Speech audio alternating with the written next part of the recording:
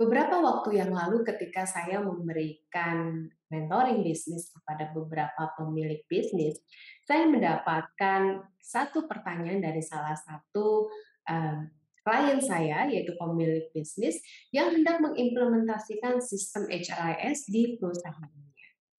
Pertanyaannya adalah, mana tools yang mampu mengukur kinerja yang paling efektif untuk karyawan di perusahaan sendiri?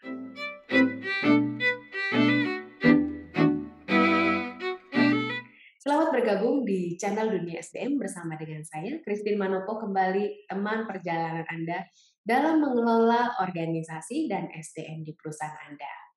Ketika kita berbicara tentang kinerja karyawan dan mengukur kinerja karyawan secara periodik, banyak karyawan ataupun atasan yang mengeluhkan bagaimana kinerja bisa diukur secara objektif dan juga pengerjaan dokumentasi dengan dokumen yang kompleks, yang berbelit sehingga membuat karyawan ataupun atasan malas melengkapinya.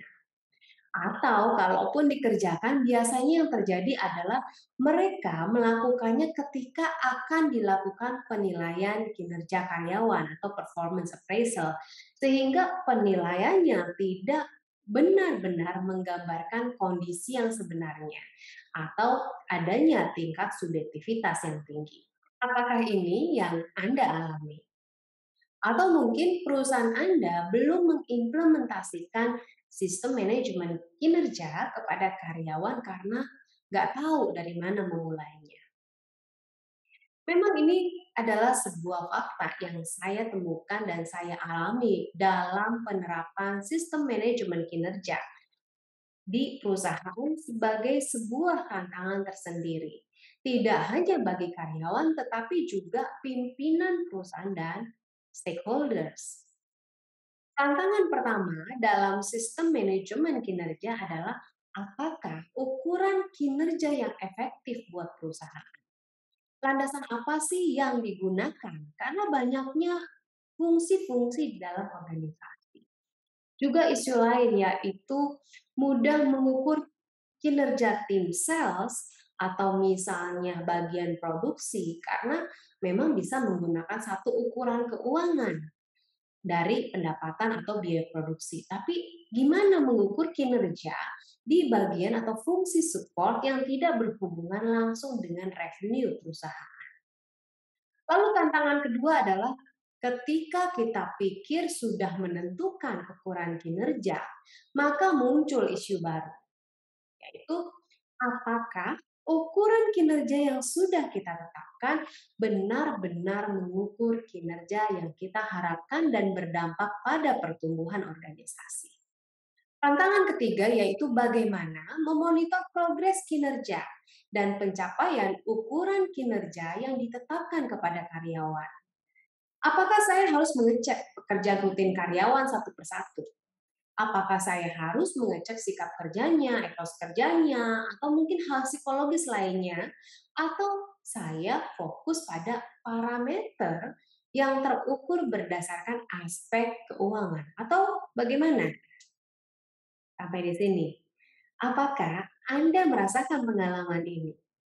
Kira-kira mulai tergambar nggak situasi yang Anda alami ketika berbicara implementasi sistem manajemen kinerja?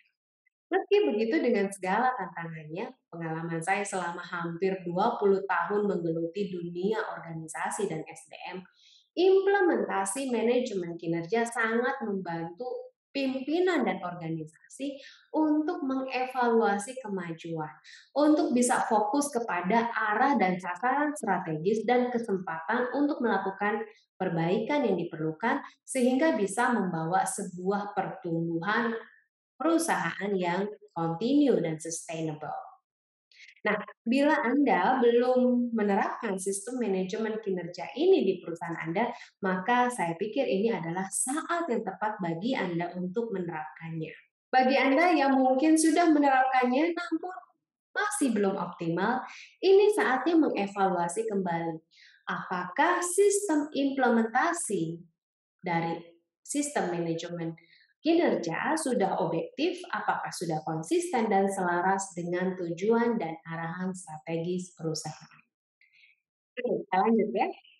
Banyak pilihan, metode, tools, atau mungkin pendekatan yang bisa kita gunakan dalam mengimplementasikan sistem manajemen kinerja di perusahaan dengan segala prinsip dasar terapan, kompleksitas, dan strategi menerapkannya.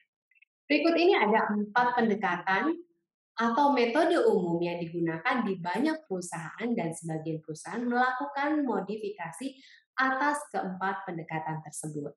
Nah, pendekatan yang pertama adalah MBO atau Management by Objectives yang sudah memang banyak digunakan di banyak perusahaan seperti perusahaan manufacturing, pertambangan, atau mungkin perkebunan, consumer goods, dan sebagainya. Dan juga ada beberapa perusahaan asuransi yang mengimplementasikan pendekatan ini.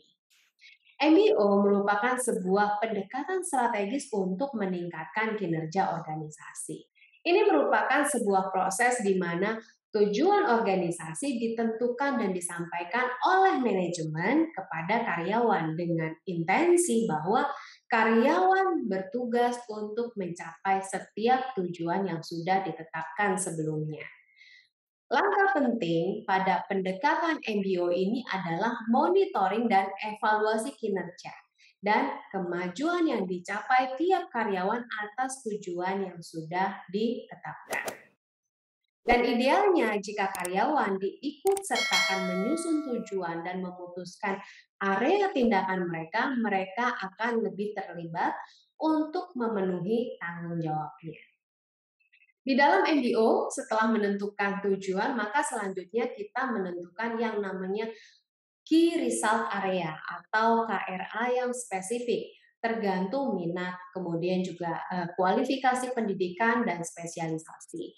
Dan umumnya kalau kita berbicara implementasi MBO ini, manajemen menentukan KRA berdasarkan peran dan tanggung jawab karyawan di perusahaan. Sehingga dengan begitu, KRA dalam MBO ini menyediakan satu pemahaman yang jelas. Apa sih yang sesungguhnya diharapkan perusahaan terhadap mereka? Di sini setiap atasan menyusun tujuan setiap anggota timnya. Dan setiap karyawan mendapatkan tugas yang spesifik. Dan tentunya di sini atasan juga membantu memastikan tujuan anggota timnya berhubungan dengan tujuan organisasi. Namun kita bisa melihat juga keterbatasan dari MBO ini dalam terapannya adalah salah satunya adalah sering mengabaikan situasi kerja dan etos kerja organisasi saat ini. Karena penekanan MBO terhadap target dan tujuan, maka di sini kecenderungannya adalah pimpinan perusahaan memberikan tekanan yang terus-menerus kepada karyawan untuk mencapai tujuannya. Sehingga kadang-kala menjadi lupa untuk ikut serta terlibat, terus kemudian mau berkontribusi dan terlibat dalam pertumbuhan manajemen secara keseluruhan. Selain itu ketika kita mengimplementasikan MBO, biasanya kecenderungannya adalah para manajer cenderung terlalu menekankan pada penyusunan target dibandingkan isu operasional sebagai generator kesuksesannya. Oke.